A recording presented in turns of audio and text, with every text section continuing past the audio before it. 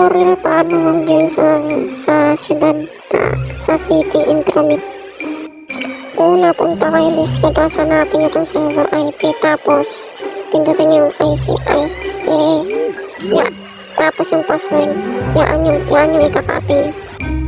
Punta kayo ulit lock, tapos serve, community server, hanapin nyo yan yung city, tapos kapag hindi nyo makita yung city, mag-search na lang kayo, ano yun dyan, Intromit.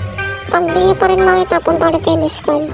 Pagkatapos nyo pumunta dito, ano yun lang yung pangalan nyo dyan, o kaya punta kayo sa may chatroom.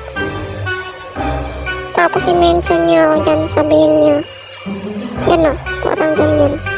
Hindi, mali pala. Ano, wait lang, mali ako eh. Yan nyo ako mention. Ilagay nyo dyan yung pangalan ko, mention nyo ako. Tapos yan yung ilagay nyo, send po ng password. Tapos maghahintay lang kayo ng 1 minute o 10 seconds, isa-send ko na sa inyo.